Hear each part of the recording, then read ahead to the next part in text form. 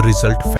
सवाल पटना में चल रहे कोचिंग संचालकों की स्थिति को लेकर है। सवाल पटना में हंगामा दर हंगामा पर पुलिस की कार्यशैली को लेकर है। सवाल इस बात को लेकर है कि क्या रसूख के आगे पटना पुलिस बौनी साबित हो रही है। सवाल इस बात को लेकर है कि क्या कोई पेज 3 का आदमी अगर गुनाह करे तो उस पर पुलिस का रुख कुछ और होगा, और एक आम आदमी गुनाह करे तो उस पर पुलिस का रुख कुछ और होगा। क्या आप देखना शुरू कर चुके हैं न्यूज फॉर नेशन। मैं हूं आपके साथ धीरेन्द्र। कोचिंग मामला आपको आपके संज्ञान में होगा।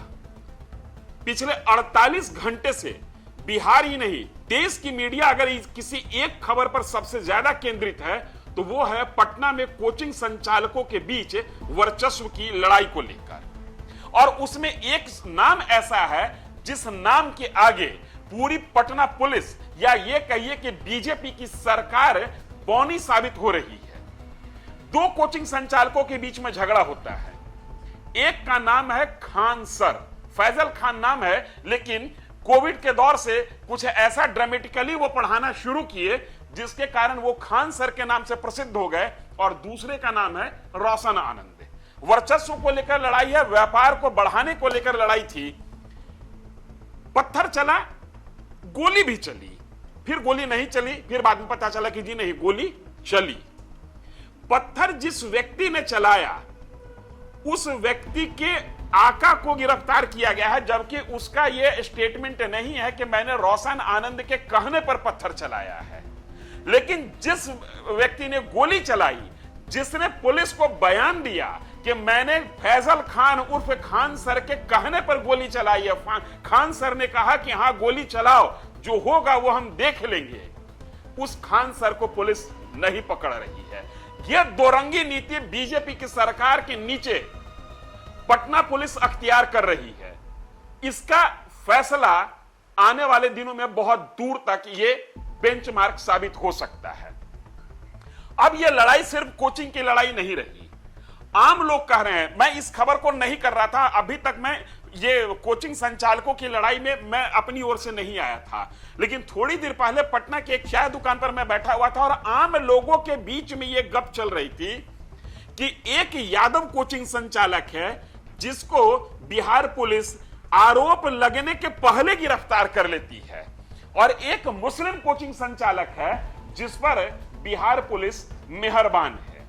बिहार की भाजपा सरकार मेहरबान है। यह मैं नहीं कह रहा हूं, मैं चाय की दुकान पर हुए एक गप के आधार पर यह कहने को मजबूर हूं, क्योंकि किसी भी क्राइम को इस नजरिए से नहीं देखना चाहिए जिस नजरिए से आज बिहार की या यह कहें कि पटना की आम जनता देखने लगी है। लेकिन चूंकि आम जनमानस के बीच में इस तरीके की बात बैठने लगी कि पुलिस या कहें कि बिहार सरकार इस लाइन पर काम कर रही है कि अगर यादव पर आरोप लगेगा और आरोप की पुष्टि नहीं हो तो भी आरोप लगने मात्र पर वो जेल जाएगा, और अगर किसी दबंग रसूख वाले व्यक्ति पर आरोप लगेगा और वो मुस्लिम समाज से होगा तो पुलिस इंतजार करेगी।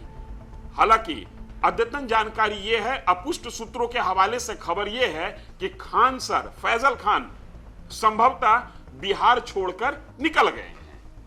अपुष्ट सूत्रों के हवाले से खबर यह है कि खान सर वो तमाम हथकंडा अपना रहे हैं जिसके कारण पुलिस उन तक न पहुंचे।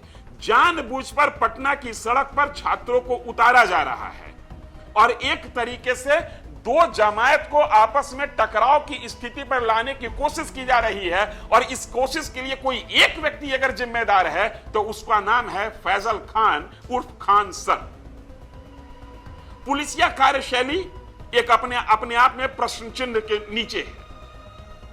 चूंकि पुलिस की जो एफआईआर दर्ज हुई है उस एफआईआर में जिस व्यक्ति ने गोली चलाया है उस व्यक्ति ने पुलिस के सामने यह स्वीकार किया है कि मैं खान सर के फैजल खान के कहने पर गोली चलाया हूं, और फैजल खान ने कहा कि हां गोली चलाओ, जो होगा सो देख लेंगे। उसके बाद एक कथित तौर पर, मैं उस वीडियो की पुष्टि नहीं करता हूं, लेकिन एक कथित तौर पर वीडियो आता है जिसमें यह टीचर फैजल खान अपने लोगों के बीच में वीडियो पास कर रहा है और कह रहा है कि अब क्या आत्मरक्षार्थ भी गोली नहीं चलाया जाए।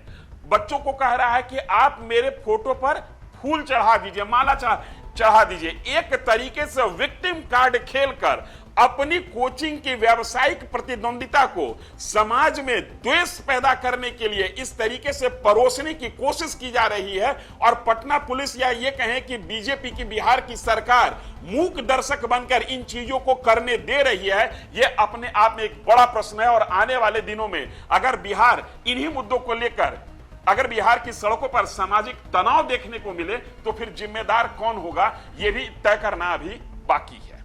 48 घंटा से ज्यादा वक्त बीत चुका है। पटना की तमाम सड़कें छात्रों से अटा पड़ा है। ऐसा कहा जा रहा है कि इसके पीछे दोनों पक्ष के लोग हैं। रोशन आनंद जो कि जेल जा चुके हैं, जो कि दूसरे प्रतिद्वंदी पक्ष हैं, जिनके ऊपर आरोप लगा कि उनके लोगों ने पत्थर चलाया, और खान सर जो कि जेल गए नहीं है, उनको पकड़ने के लिए पुलिस ने एसआईटी का गठन किया है।